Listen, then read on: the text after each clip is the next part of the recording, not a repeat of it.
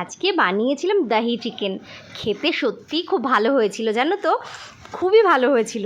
Sunday special মেনুতে এরকম একটা চিকেন থাকলে তো কোনো কথাই নেই। এই যে দেখো, বাড়িতে আমি দই বানিয়েছিলাম। এত ভালো দই হয় বাড়িতে বানালে, এত ক্রিমি টেক্সচার, মানে দোকানের থেকে 1000 গুণ বেশি ভালো হয় দই আর কি। তো এরকম দইয়ের রেসিপি যদি তোমরা জানতে চাও আমাকে অবশ্যই কমেন্ট করে জানিও। এখানে বেশ খানিকটা দই নিয়ে নিয়েছি, প্রায় 250 গ্রাম হবে দই।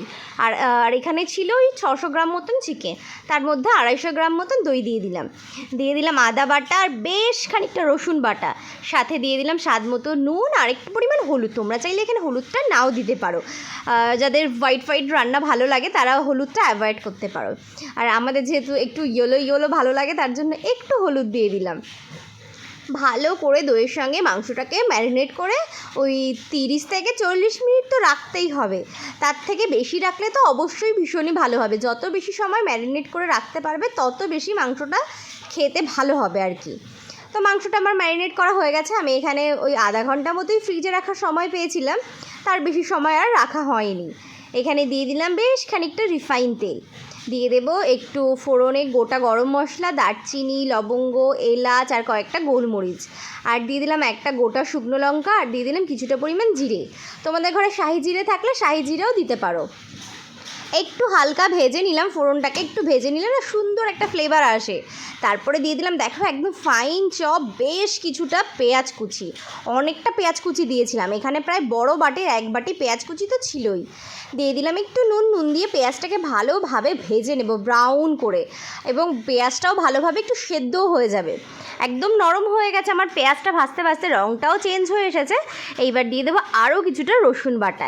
এই রান্নাটায় কিন্তু রসুন বাটাটা একটু বেশি যায়, রসুনের গন্ধটা বেশ ভালো লাগে আর কি এই রান্নাটায়। রসুনটাকে পেঁয়াজের সঙ্গে ভালোভাবে একটু মিশিয়ে নিয়েছি, একটু ভেজে নিয়েছি। তারপরে দিয়ে দেবো রসুন যতটা পরিমাণে দিয়েছি তার অর্ধেকটা পরিমাণ আদা বাটাও দিয়ে দিয়েছি। এবার পেঁয়াজের সঙ্গে আদা রসুন ভালোভাবে মিশিয়ে ভেজে নেব। বাস আদা রসুন দিয়ে পেঁয়াজটাকে ভেজে নিলাম। এইবার দিয়ে দেবো যে চিকেনটা আমি ম্যারিনেট করে রেখেছিলাম না, সেই চিকেনটা আমি ফ্রিজ থেকে বার করে নিয়েছি। কিছুটা পরিমাণ কাঁচা লঙ্কা দিয়ে দেবো। এই রান্নাটায় যেহেতু বেশি পরিমাণে ঝাল হয় না, একটু কাঁচা লঙ্কা দিয়ে দিলে ফ্লেভারটাও যেমন ভালো আসে, ভাতের সঙ্গে মেখে খেতেও বেশ ভালো লাগে। গোটা কাঁচা লঙ্কা একটু সামান্য তেলে নেড়েচেড়ে নিলাম। এবার চিকেনটা দিয়ে দেবো। চিকেনটা যদি মানে জল ঝরিয়ে বেশি না রাখা হয় তাহলে চিকেনের নিচে অনেকটা জল জমে যায়। চিকেনটা ভালোভাবে জল ঝরিয়ে ম্যারিনেট করতে হবে।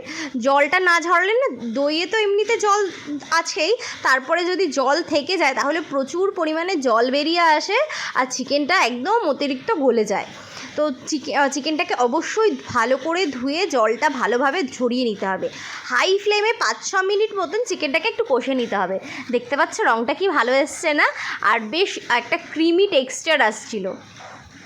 হাই ফ্লেমে চিকেনটাকে একটু ভেজে নিচ্ছি আর কি, দেখতে পাচ্ছ লালচে হয়ে যাচ্ছে, মানে হাই ফ্লেমে ভেজে নিলাম। এইবারে চিকেনের মানে গ্যাসের ফ্লেমটাকে একদম লো করে 5 মিনিট মতো রান্না হতে দিয়েছিলাম। দেখো চিকেন থেকে তাও দেখে তো জলটা বেরিয়েছে, যেহেতু দইয়ে জল ছিল। এবার মানে গ্যাসের ফ্লেমটা একটু বাড়িয়ে দিই, গুঁড়ো মশলাগুলো অ্যাড করে দেবো।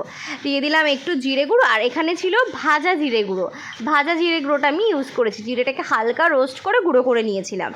তারপরে দিয়ে দিলাম একটু ধনে গুঁড়ো, একটু ঝাল লঙ্কার গুঁড়ো, আর দিয়ে দিলাম কিছুটা পরিমাণ গোলমরিচ গুঁড়ো। বাস চিকেনের সাথে ভালোভাবে এটাকে মিশিয়ে নিতে হবে। সবসময় জিরেটা চেষ্টা করবে একটুখানি ভেজে গুঁড়ো করার, মাংসতে দেওয়ার জন্য আর কি, তাহলে কিন্তু খেতে বেশি ভালো হয়। রঙটা দেখেছ একদম পুরোপুরি চেঞ্জ হয়ে গেল। তোমরা যদি এখানে হলুদটা ব্যবহার না করতে তাহলে রঙটা আরেকটু সুন্দর ভালো হতো আর কি। তো আমাদের বাড়িতে সবাই একটু হলুদ পছন্দ করে, ওর জন্য হলুদটা দিয়েছিলাম। দেখতে পাচ্ছ কতটা তেল বেরিয়েছে। তেলটা কিন্তু দই পরিমাণে বেশি দেওয়ার জন্যই এতটা বেরিয়েছে, মানে চিকেনের সঙ্গে তেলটা অ্যাবজর্ব করছে না, তেলটা সব বাইরেই আছে। পরিমাণ মতন জল দিয়ে দিলাম, একটু গরম জল দেওয়ার চেষ্টা করবে। গরম জল দিলে চিকেনটা বেশ সফট ময়েশ্চার ভাবটা থাকে।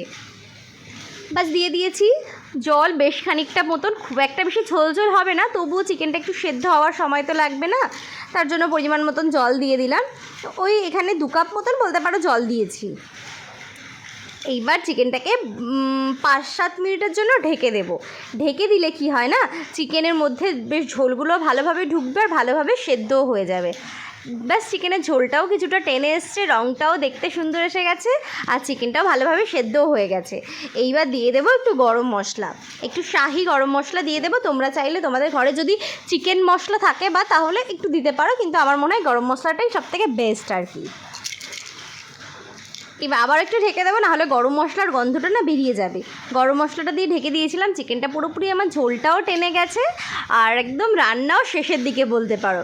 তোমাদের কাছে যদি কসুরি মেথি থাকে এই অবস্থা আর কি, একটু কসুরি মেথি দিতে পারো, কিন্তু আমি আজকে একটা নতুন বলতে পারো করলাম যে কসুরি মেথি না দিয়ে একটু ধনেপাতা কুচি দিলাম। বেশ ভালো লেগেছিলো ধনেপাতার গন্ধটা এই মাংসটার সঙ্গে, জানো তো, বেশই ভালো লাগছিলো। বাস একটু ধনেপাতা ছড়িয়ে দিলাম, আমার রান্না একদম কমপ্লিট। এই চিকেনটা ভাতের সঙ্গে যেমন ভালো যায়, তেমনি রুটি, পরোটা, লুচি, ফ্রাইড রাইস সব কিছুর সঙ্গে একদম দুর্দান্ত পরিমাণে যায়। মানে খুবই ভালো হয়েছিল খেতে। তোমরা অবশ্যই বাড়িতে একবার বানিয়ে খেয়ে দেখো, মানে তোমাদের ভালো লাগবেই। তো আজকে রান্না তো আমার কমপ্লিট হয়ে গেল। দুপুরবেলা গরম ভাতে এই মাংস দিয়ে মেখে খেতে জাস্ট দুর্দান্ত লেগেছিল। দেখতে পাচ্ছ টেক্সচারটা বেশ ভালো এসেছিলো কিন্তু। তো আজকে আমার ভিডিও এই পর্যন্ত। ভালো লাগলে কিন্তু অবশ্যই একটা লাইক করে দিও, আর আমার পেজটিকে কিন্তু ফলো করতে ভুলো না।